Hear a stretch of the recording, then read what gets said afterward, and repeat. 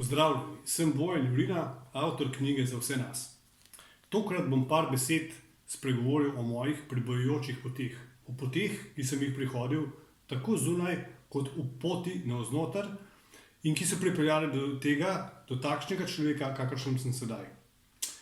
Začel bom s citatom Neila Donalda Walsha, mojega dolgoletnega mentorja, guruja, človeka, ki zares odpira oči. Sprememba na slabše je v izrazu energije, ki ji pravimo življenje, dejansko nemogoča. Kajti življenje se lahko spreminja samo v eni smeri. V smeri, ki jo zahteva evolucija, v smeri, ki jo zahteva širjenje, v smeri, ki omogoča razcvet vsem nam. Neil Donald Walsh. Enostavno moramo zaupati in moramo verjeti v nekaj, kar je večje od nas. A se hkrati zavedati, da smo neločljiv del celote tudi mi. Vedeti moramo, da je naše vsakokratno življenje izjemno mnogoplastno, popolno samozadostno in predvsem dobronamerno. Ko se zgodi nekaj, ko ne gre več naprej, se zgodijo spremembe, tudi in predvsem take, ki zelo bolijo. V duhovnem razvoju, v naši osebnosti preobrazbi, pride do prevelikih neskladij in temu se je potrebno prilagoditi. Namreč brez teh prilagoditev bi bil duhovni razvoj praktično nemogoč. Torej, ni vprašanje, ali se bo življenje spreminjalo. Edino vprašanje, ki obstaja, je, kako se bo spreminjalo.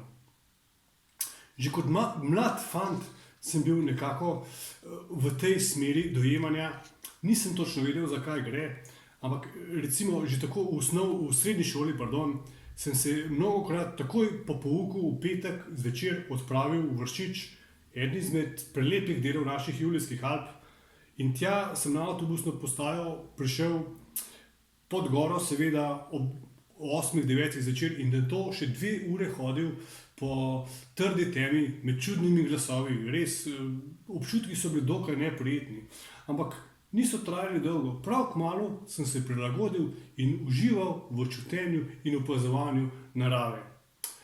Pred takimi in drugačnimi nevarnostmi, ki si jih izmisli naš se enostavno ne moremo zares zavarovati.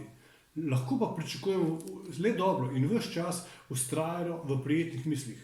Ne morem vam povedati, kako so vse te poti po noči, po snegu, sam v hribih, meni dali neko dobro doto, kako strah v osnovi sploh ne obstaja. Da se ga naš popolnoma izmisli. Kar naenkrat sem se počutil prijetno, sredi nič, nobenega medveda, nobenega volka, nobenega strašljivega bedanca. Vse je okej. Naš si strah enostavno izmisli. Gnalo me je višje v stene naših gora z čudovitim prijateljem Andrejem, ki sedaj že dolga leta živi na Šrilanki, sva v alpinističnem odseku v Kranju začela svojo pot. Kako čudoviti občutki, ko smo po preplezani deviški steni, res izjemni steni, ki smo mislili, da nama je absolutno pretežka, ali pa po presmučani prvenstveni smeri v naših prelepih hribih, kakšni občutki so se nam porajali, ko nama je to uspelo. Vsemogočnost povezano z življenjsko okolico, povezano sem in predvsem s svojim notranjim bitjem. Seveda pa so se v hribih zgodile tudi težke stvari, ampak te tudi zaznamujejo, obrusijo, dodelajo. Recimo, ko smo morala poslušati zvok trobente, se veste, o čem govorim, ko se je najina dobra prijateljica poslovila v hribih nad Jezerskim, ravno za naju jo je utrgal snežni plaz in odnesel v dolino. To so izkušnje, to je življenje, temu se ne da ubraniti.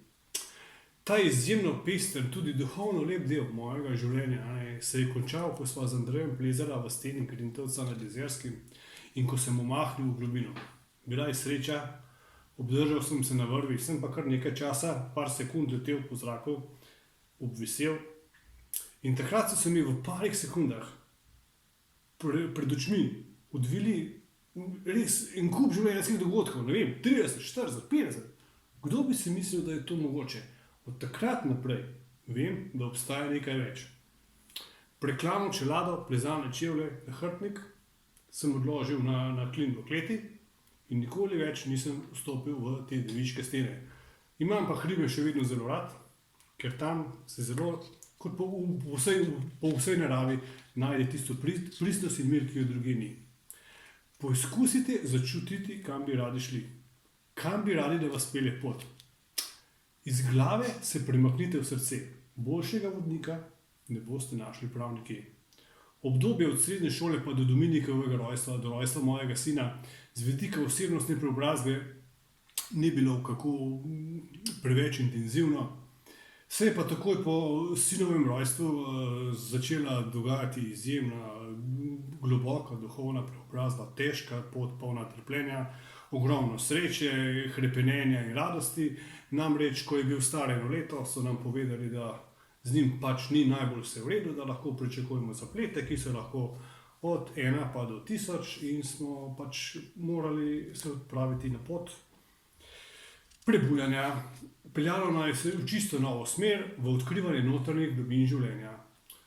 Mojemu zlatemu sinu ni bilo dano na tem življenju več kot dobrih 14 let, slabih 15 let, ampak to je bilo obdobje čistega preporoda, čutenja, zaznavanja. Kot ljudje smo se vsi močno osebnostno spremenili. Začetek leta 2009, nov angel je prišel na ta svet, moja hčerka Inja, naša hčerka Inja, žena, sva bila presrečna. Deklica Inja je s svojimi čudovitimi žarečimi očmi je ponovno prinesla ogromno sonca v naše življenje. Ravno takrat se je gospodarska kriza po celem svetu tako močno okrepila, da je naše privatno podjetje pristalo v stečaju, žena sva ostala praktično brez vsega, ampak iz duhovnega stališča gledano, bilo nam je dano, da naslednja leta, prav vsak dan, prav cel dan preživimo s tem našim zlatim angelom. To sedaj, če pogledam nazaj, vidim, kakšna velika danost je bila to, čeprav in žal ni bilo dano živeti v tokratnem življenju več kot 4 leta. Pri nepolnih 4 letih se je prav na zadnji dan v letu na Silvestrovo poslovil še ta naš zlati angel. Intenzivno izkušanje čiste ljubezni, ko se je poslavljala zadnjih 10-14 dni, povezanosti, enosti, bili smo popolnoma v drugih dimenzijah, res neko vrhunsko obvladovanje sedanjega trenutka, če temu tako lahko rečem. Izjemno veliko trpljenja, izjemno veliko ljubezni, izjemno veliko povezanosti. Vmes, ko je bila Inja še popolnoma ok, sva ure in ure hodila z vozičkom, tudi 2-krat na dan sva naredila krog, 3-4 ure, samo čutila sva se. Užival sem v vlogi očeta, res.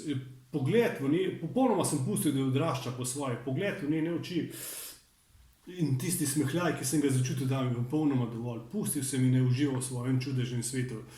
Kasneje nam je bilo dano, da sva šla še 2-krat na grške otoke, oče in hčerka, kaj je lepšega.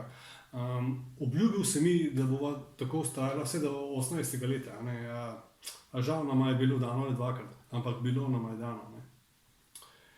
Po vsem teh pretresih, cunamih in tako naprej sva žena ostajala popolnoma sama, brez vsega, in sva se odpravila naprej.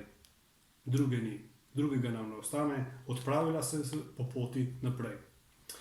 Začelo se je novo obdobje, kar bom rekel, nujno sem morala oditi na morje, proti soncu, proti oljkam, proti drugemu zraku, proti drugemu okolju.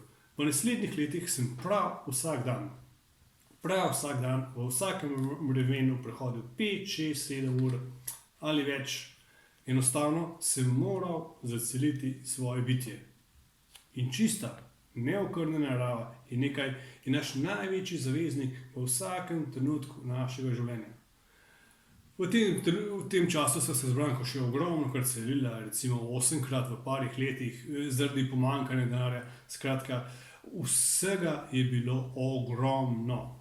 Sedaj že nekaj časa spet živiva na morju, na obali. Dano nama je, da sedaj izkušamo tudi to. Uspel nama je preboj v novo, boljše življenje.